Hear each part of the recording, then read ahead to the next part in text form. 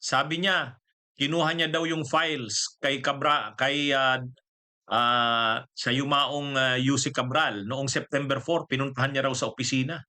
Pero sabi ng mga gwardiya, wala. Pizza daw ang dala niya doon. Kaya ano ba talagang totoo?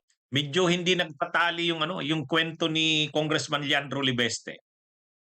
Sabi kasi ni Congressman Leandro Libeste, yun daw ano na yon, yung tinatawag na Cabral list. Yung listahan ng mga insertions, mga proponents na hawak ni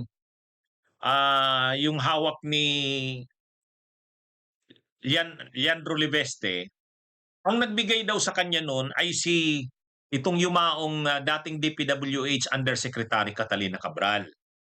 Pinuntahan niya daw ito at noong September 4, 2025, pinuntahan niya sa mismong opisina si Cabral para kunin nga yung files na yan. Pumayag daw siyang bigyan ng kopya na yan, ng mga files na yan, ni UC Cabral kasi humingi daw ng go signal kay ng bagong DPWH Secretary na si Vince Dizon. Humingi ng go signal si UC Cabral sa bagong katatalagang DPWH Secretary na si Vince Dizon kung pwede niya bang bigyan ng kopya si Leandro Libeste. Ang sabi naman daw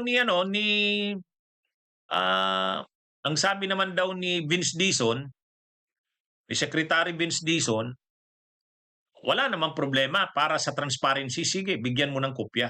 Kaya binigyan daw ng kopya ni UC Cabral ayon kay Libeste. Kaya legal daw yung pagkakakuha niya noon. Umayag daw si DPWH Secretary Vince Dizon. Nagpaalam daw si UC Cabral. Kaya pinuntahan niya daw sa opisina noong September 4 at binigay sa kanya yung kopya ng mga ano na yan. Yang ngayon ay tinatawag ng Cabral list o Cabral files. Kaya sabi ni Leandro Libeste, si Vince Dizon mismo ay may go signal na bigyan siya ng kopya ng mga yon. Ngayon, ang problema, sabi ng mga gwardiya sa DPWH Central Office, hindi totoo yan. Kinukontra nila yung statement ni Leandro Libeste. Nung lumabas daw sa opisina ni UC Cabral noong September 4, totoo na pumunta si Leandro Libeste noong September 4 kasi nakalag yun sa kanilang logbook. Nakalagay doon, may mga kasama siyang guard, yung bodyguard niya, at nakalagay doon sa logbook kung anong oras dumating at saan pumunta. Ayon sa mga gwardiya ng DPWH, totoo naman, pumunta siya sa DPWH. Pero paglabas niya sa opisina ni UC Cabral, wala naman siyang dalang papel. Kaya hindi daw totoo na yung mga dokumento na yon ay galing kay UC Cabral. At hindi daw totoo na kinuha yan ni Leandro Libeste kay UC Cabral noong September 4. Kasi wala naman daw dalang mga dokumento. Walang dalang dokumento si Leandro Libeste paglabas sa opisina ni UC Cabral. Yan mga kabunyog. Yan yung sinasabi ng mga guards o yung mga gwardiya nung araw na yon doon sa DPWH. Ang mayroon daw dala-dala itong si Leandro Libeste kasama yung kanyang mga alalay na bodyguard niya ay mga ilang boxes ng pizza. Yun daw ang dala-dala ni Leandro Libeste. Ilang boxes ng pizza. At yung pizza na yon ay dinistribute kung kani-kanino. May doon sa opisina ni Cabral, mayroong iniwan sa kanila sa gwardiya. Tapos may isa pa yatang naiwan na dala sila, yung grupo ni Leandro Libeste. Pero wala daw dalang mga dokumento. Kaya hindi daw totoong kumuha ng mga papeles noong araw na yon. Kasi marami yung papeles na yon eh. Marami yung papeles na yon. Dapat nakita daw nilang may dala-dalang mga papeles. Walang dala-dalang papeles. Pizza ang dala. Ilang boxes ng pizza ang dala-dala. Nung palabas na, may isa pa yatang box daw na naiwang isang box pa ng pizza na siguro isnakan ng mga driver ay yung mga bodyguards. Pero dinistribute daw yan kung saan-saan doon sa mga kakilala nila doon yata sa opisina. Pati sa mga gwardiya daw nag-iwan ng isang box. Hindi, kinikwento ito ng mga gwardiya ng DPWH para pabulaanan yung sinasabi ni Leandro Libeste na kinuha niya yung kopya ng tinatawag na Cabral list o Cabral files sa kay Yusek kay dating Yusek Cabral. At alam ni dating DPWH hindi dati. Alam yun ni DPWH Secretary Vince Dizon.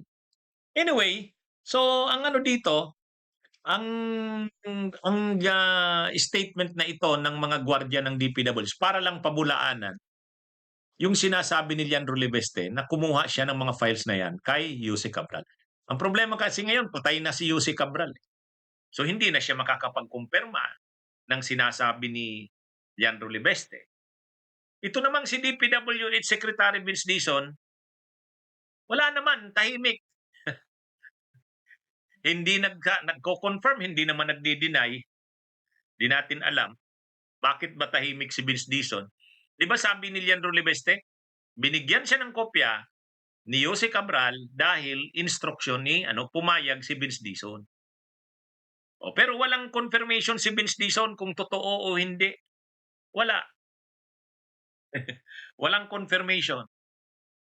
Pwede sanang sabihin niyang hindi totoo yan.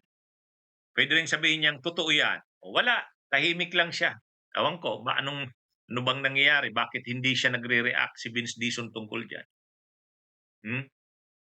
At ang sabi pa ni Leandro Libeste, kapag sinabi daw ni DPWH Secretary Vince Dizon na ilabas niya yon, pwedeng ilabas niya yon, ilalabas niya. Pero ang totoo, December 24, wala namang go signal si Vince Dizon na ilabas niya, nilabas na ni Leandro Libeste yung kopya. Kaya lang, walang nagkukumpirma kung totoo ba yung list na yan. Totoo ba yung list na yan? Wala, patay na si Cabral. Hindi naman kinukumpirma ni Vince Dizon. Ang Malacanang naman ayaw naman mag-react. Sabi ni Yusek Claire Castro, hindi kami magre-react dyan kasi hindi naman natin sigurado kung totoo ba yan. Anyway, yan ang nangyayari dyan sa Cabral list. Bunyog, halikan na kasama ka. Bunyog, kapag buklod ay may pag-asa. Luzon, Visayas, Mindanao, isa ang pananaw. Sa bagong Pilipinas ang bunyog isisigaw. Bunyog,